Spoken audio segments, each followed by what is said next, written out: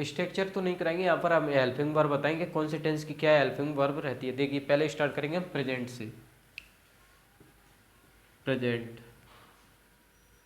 जब present tense में हम पढ़ते हैं पहले इंडेफिनिट। जब इंडेफिनिट को पढ़ते हैं तो हमें सिर्फ ध्यान रखना होता है अफर्मेटिव से, इसका अफर्मेटिव, प्रेजेंट इंडेफिनिट का अफर्मेटिव, अफर्मेटिव सेंटेंस, इसके दो स्ट्रक्चर होते हैं, सिंगुलर और एक फ्लूरल। जब सिंगुलर सब्जेक्ट होगा तो इसका स्ट्रक्चर क्या रहेगा,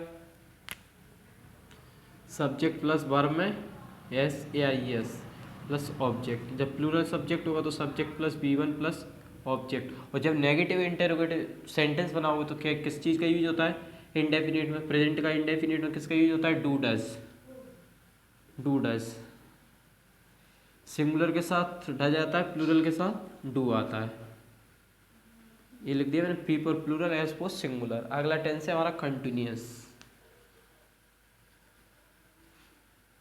कंटिन्यूअस सेंटेंस की हेल्पिंग वर्ब देखिए, जितने भी कंटिन्यूअस है उसमें आईएनजी फॉर्म का होता है, वर्ब की फोर्थ फॉर्म बोलते हैं, जैसे इज एम आर।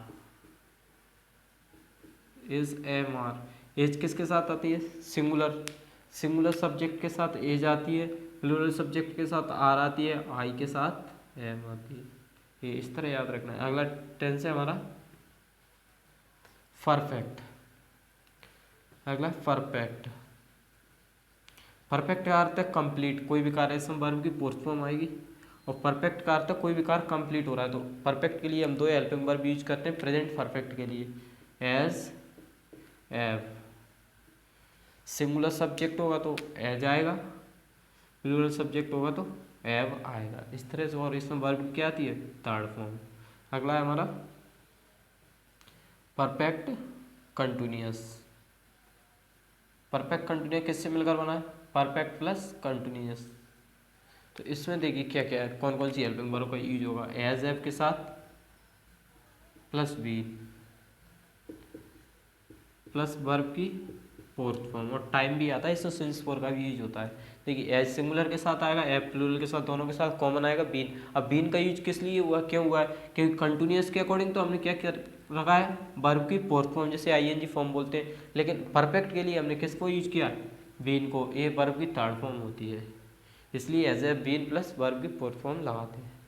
अगला सेंटेंस देखिए, फास्ट इंडेफिनिट। इधर देखिए फास्ट इंडेफिनिट। जब फास्ट इंडेफिनिट को पढ़ते हैं तो देखिए किस चीज़ का यूज करते हैं हम, अफर्मेटिव सेंटेंस में वर्ब की सेकंड फॉर्म आती है। लेकिन जब हमारा सब्जेक्ट या सेंटेंस इंटेरोगेटिव नेगेटिव या डब्ल्यू वर्ड होता है तो उसके लिए हम किसका यूज करते हैं, डेड। इसमें एक ही हेल्पिंग वर्ब डेड, डेड के साथ वर्ब की फर्स्ट फॉर्म आती है। अगला देखिए फास्ट कंटिन्यूअस। जब फास्ट कंटिन्यूअस का स्ट्रक्चर होता है तो किसका यूज करते हैं, वॉज वर्ब, दो ही हेल्पिंग वर्ब, वॉज वर्ब के साथ वर्ब की फोर्थ फॉर्म। वॉज किसके साथ आती है, सिंगुलर सब्जेक्ट के साथ, और प्लूरल सब्जेक्ट के साथ वर आती है। अगली देखिए fast perfect. Fast perfect, fast perfect की हमें हेल्पिंग वर्ब पता होना चाहिए, हेड। एक अकेली सिर्फ हेड ही है, V3 जैसे, और इसके साथ वर्ब की थर्ड फॉर्म आती है। अकेली हेल्पिंग वर्ब फास्ट परफेक्ट की हेड, चाहे सब्जेक्ट हमारा सिंगुलर हो या फ्लूरल हो, दोनों के साथ किसका यूज होता है, एड का, और वर्ब की थर्ड फॉर्म। अगला फास्ट परफेक्ट के बाद फास्ट परफेक्ट कंटिन्यूअस। जब फास्ट परफेक्ट कंटिन्यूअस आता है तो had plus been plus verb की आईएनजी फॉर्म।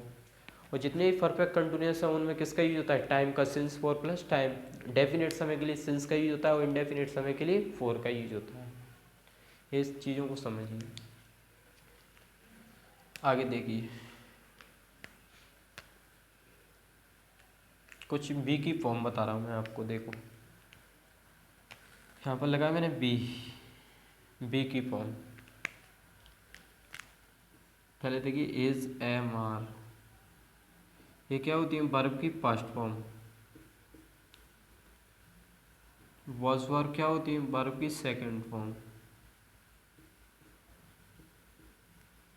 और बीन क्या होती है, वर्ब की थर्ड फॉर्म। ये बी की फॉर्म है, कुछ इस तरह से रहती है। बी की, बी यानी होना होता है, बी ई बी।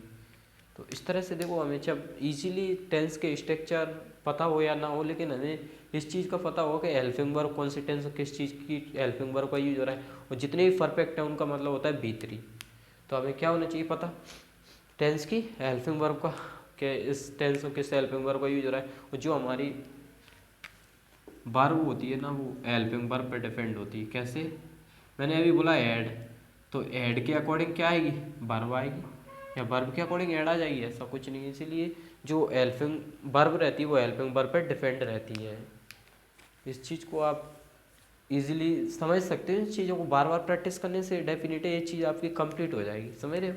इसलिए इन चीज़ों को आप क्या करते रहिए, रिवाइज करते रहिए। जो चीज़ मैंने यहाँ पर आपके लिए लिखी है, कंटिन्यूस, परफेक्ट, परफेक्ट कंटिन्यूस, उधर से पास्ट को भी मैंने करा दिया। अगला आता है हमारा फ्यूचर। फ्यूचर की सिर्फ आपको 2 ही हेल्पिंग वर्ब याद करनी है। इसका आप स्क्रीनशॉट ले सकते हो, देखिए आगे देखिए। जब आप बात आती है फ्यूचर की, फ्यूचर एक टेंस ऐसा है इसमें सिर्फ 2 ही हेल्पिंग वर्ब है। आई और बी के साथ किसका यूज होगा, सेल का, अदर के साथ विल का, अदर के साथ। अब ये देखिए, आप सोचोगे कि विल कैसे आ रहा है और सेल कैसे आ रहा है। आई और बी सब्जेक्ट होगा तो फ्यूचर इंडेफिनिट में विल और सेल आएगा। जब कंटिन्यूस पढ़ोगे तो विल और सेल के साथ सिर्फ क्या जोड़ना है, हमें बी जोड़ना है, बी, जैसे एड बीन जोड़ते हो ना, उसी प्रकार से जब परफेक्ट पढ़ोगे इनका, फ्यूचर परफेक्ट पढ़ोगे, विल सेल एव, क्या यूज करोगे परफेक्ट में, विल सेल प्लस एव। जब इसका परफेक्ट कंटिन्यूस पढ़ोगे तो किसका यूज करोगे, विल सेल एव प्लस बी, विल सेल एव प्लस बीन, यानी बिल के साथ एव रहेगा, सेल के साथ भी एव रहेगा, दोनों के साथ बीन का यूज होगा। इस तरह से इन चीज़ों को पढ़ना है, समझ रहे। ये क्या है, हमारे टेंस के कुछ हेल्पिंग वर्ब थी जो कि मैंने आज रिवाइज कराई। कुछ हेल्पिंग वर्ब बहुत देखी है यहाँ पर।